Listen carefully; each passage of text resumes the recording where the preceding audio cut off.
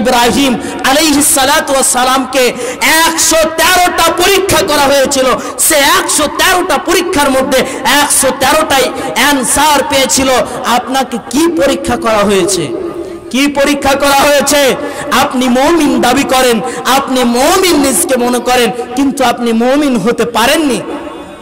আপনি মুমিন হতে পারেননি কারণ আপনাকে নিয়ে যায়। আপনি যদি মুমিন হতেন, আল্লাহর ভয় আপনার থাকতো, আপনি একে ওকে গালি দিতেন না। আজকে দুনিয়ার বুকে মানুষ এত পাপ করেছে যে পাপের কারণে তার অন্তর মরে গিয়েছে, আল্লাহর ভয় আজকে তার ভিতরে আসছে না।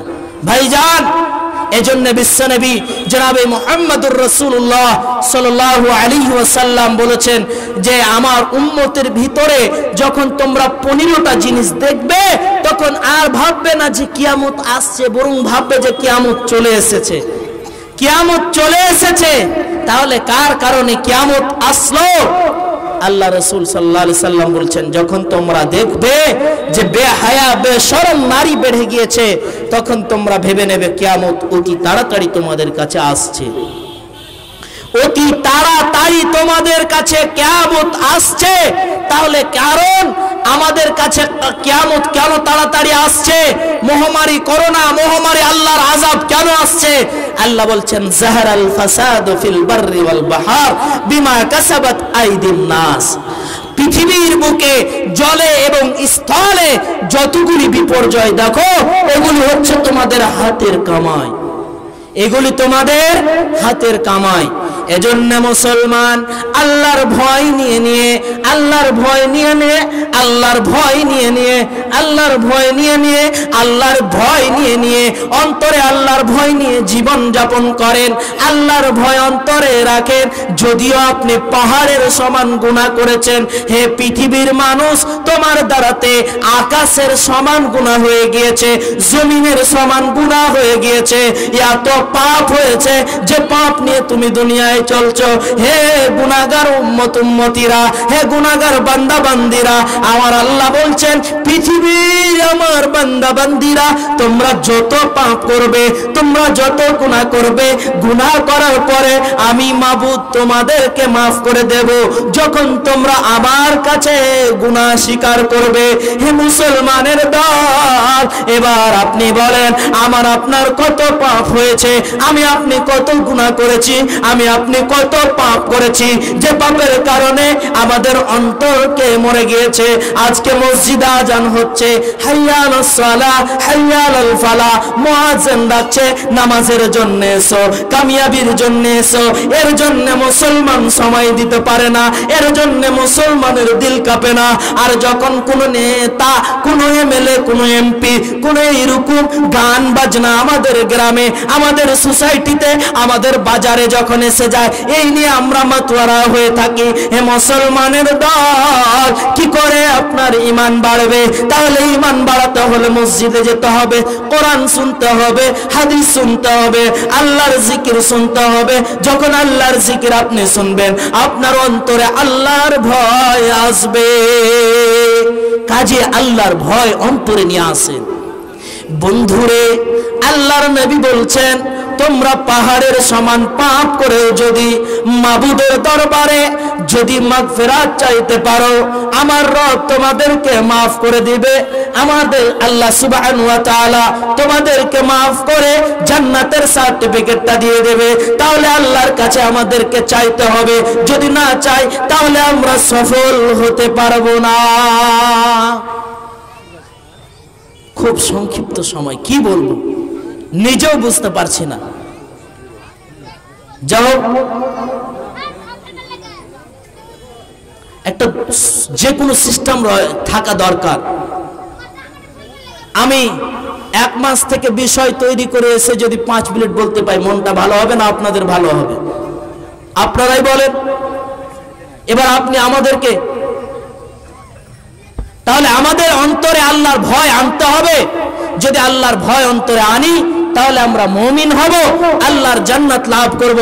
হে মুসলমান, আল্লাহর নবী বলছেন তোমরা পাহাড়ের সমান পাপ করেও, তোমরা আকাশের সমান গুনাহ করেও আল্লাহর কাছে মাগফিরাত চাও, আল্লাহ তোমাদের ক্ষমা করে দেবে।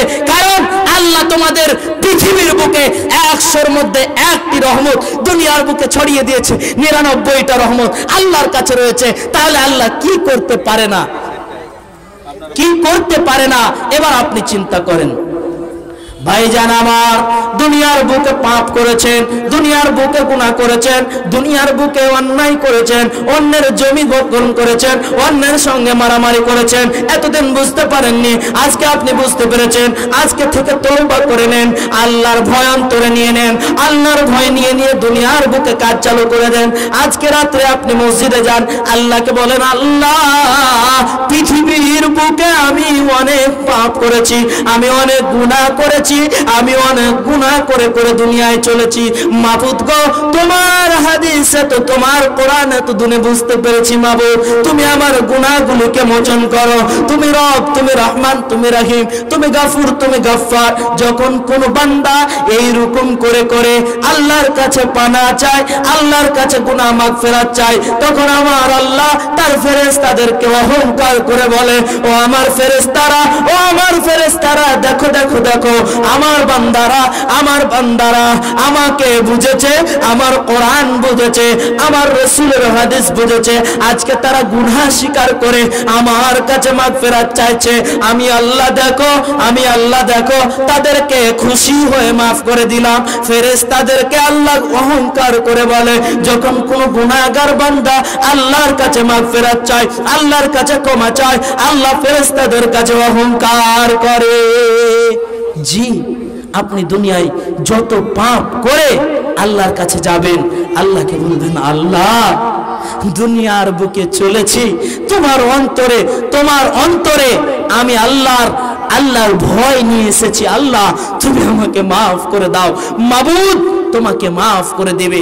আল্লাহ কোরআনে বলছেন, হে আমার বান্দারা, তোমরা যতই পাপ করো না কেন, তোমরা কি করো না, লা তাকনাতু মির রাহমাতিল্লাহ, আমার রহমত থেকে তোমরা বঞ্চিত হইও না। তোমরা কি করো না, আমার রহমত থেকে বঞ্চিত করো না। যদি তোমরা আমার রহমত থেকে বঞ্চিত হয়ে যাও, তাহলে তোমরা নাকাম, তোমরা কামিয়াব হতে পারবে না। এই জন্য আমাদের করণীয় আল্লাহর ভয় নিয়ে আল্লাহর কাছে মাগফিরাত চাও। এবার আল্লাহ যখন আপনাকে ক্ষমা করে দেবেন, আপনাকে কত ভালোবাসেন, আমি সংক্ষিপ্ত সময় খালি নিয়ে যাচ্ছি, আপনি দেখেন আল্লাহ সুবহানাহু ওয়া তাআলা আপনাকে ক্ষমা করে দেবে। ওই রকম অবস্থায় জিবরাইলকে ডেকে বলবে, ও আমার জিবরাইল, অমুক গ্রামের অমুক লোককে, অমুক হাজী সাহেবকে, অমুক মরলকে, অমুক মুরব্বিকে, অমুক যুবককে আমি আল্লাহ ভালোবেসে নিয়েছি। অতএব জিবরাইল, তুমিও তাকে ভালোবেসে নাও, তুমিও তাকে ভালোবেসে নাও। যখন জিবরাইল তাকে ভালোবেসে নিবে, আল্লাহর নবী বলছেন, যখন জিবরাইল তাকে ভালোবাসবে, তখন জিবরাইলকে আল্লাহ বলবে, ও জিবরাইল তুমি যাও, ফেরেশতা আকাশের যত ফেরেশতা রয়েছে তাদেরকে বলে দাও, যাতে করে আমি অমুক গ্রামের অমুক ব্যক্তিটাকে আমি আল্লাহ ভালোবেসেছি, নচেত তোমরাও তাকে ভালোবাসতে শুরু করো। যখন এই কথা বলে দেবে, তখন আকাশের সমস্ত ফেরেশতা ওই গুনাহগার বান্দাকে ভালোবাসতে শুরু করবে। যখন গুনাহগার বান্দাটাকে সকলে ভালোবাসবে, তখন সকলে ভালোবাসতে বাসতে দুনিয়ার সমস্ত লোক তাকে ভালোবাসবে। তাহলে আমাদের করণীয় কি? পৃথিবীর বুকে যতই পাপ করো, পৃথিবীর বুকে জনহত্যায় অন্যায় করো, যতই মারামারি, যতই হানাহানি, যতই অন্যায়ের সঙ্গে গীবত করো, এরপরও তুমি রবের কাছে যদি মাগফিরাত চাইতে যাও, আমার রব তোমাদেরকে ক্ষমা করে দেবে, তোমাদেরকে মাফ করে দেবে। আমার আল্লাহ অতি রহমান, আমার আল্লাহ অতি মেহেরবান। তাহলে দুনিয়ার বুকে আল্লাহ মাফ করবে। আল্লাহ রহমান, আল্লাহ রহিম। রহমান মানেও মেহেরবান, রহিম মানেও মেহেরবান।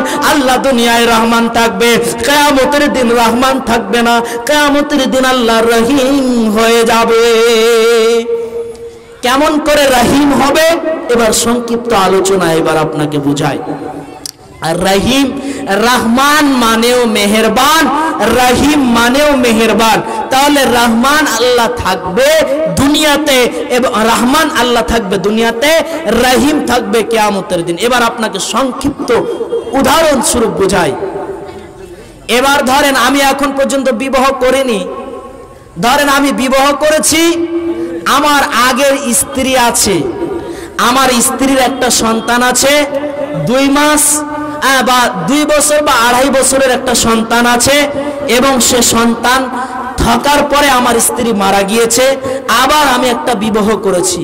এবার আপনি, আমার এটা স্ত্রীর একটা সন্তান হয়েছে, এবার আপনি আমার বাড়ি বেড়াতে গিয়েছেন, এবার আপনি আমার স্ত্রীকে দেখছেন যে যেটা তার নিজের গর্ভ থেকে হয়েছে সেটাকে এত সুন্দর করে লালন পালন করছে, দেখে মনটা আপনার জুড়িয়ে গেল।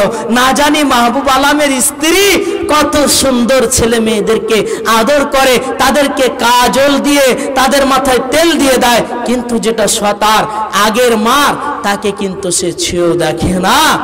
সেই রকম আল্লাহ বলছেন, যারা দুনিয়াতে বেঈমানি করেছে, যারা দুনিয়াতে মানুষের জমিকে ভক্ষণ করেছে, যারা দুনিয়াতে মানুষের সঙ্গে অন্যায় করেছে, মানুষের সঙ্গে সৎ আচরণ করেনি, আমি তাদের জন্য সেই দিন রহমান থাকবো না। সেদিন আল্লাহর রহমান কেটে রাহিম হয়ে যাবে। যারা দুনিয়ার বুকে জুলুম সহ্য করেছে, যারা শীতকালে আল্লাহকে ডেকেছে, যারা শীতকালে আল্লাহর ভয় অন্তরে নিয়ে চলেছে, যাদের প্রতি জুলুম করা হয়েছিল, জুলুম সহ্য করা হয়েছে, আল্লাহ তাদেরকে নিয়ে কিয়ামতের দিন আমোদ ফুর্তি করবে। আর আপনার মতো বেঈমানকে আল্লাহ জাহান্নামে টেনে টেনে দেবে। তাহলে আপনি বলেন আল্লাহ দুনিয়ায় রহমান আছে, মানে আল্লাহ আপনি ইবাদত করেন তবু আল্লাহ আপনাকে খেতে দেয়, আপনি ইবাদত না করেন তারপরেও আল্লাহ আপনাকে খেতে দেয়, কিন্তু কিয়ামতের দিন আপনি সেটা পাবেন না। তাহলে কিয়ামতের দিন আল্লাহর জান্নাত লাভ করতে হলে, আল্লাহর যদি ওই ডান হাতে আমলনামা নিতে হলে আল্লাহর ভয় অন্তরে রাখতে হবে। বলেন আজকের পর থেকে আল্লাহর ভয় রাখবো, আল্লাহর আইনকে মানবো। জনগণ সবাই মিলে একসঙ্গে বলেন যে আল্লাহর আইনকে আমরা আজকের পর থেকে মানবো।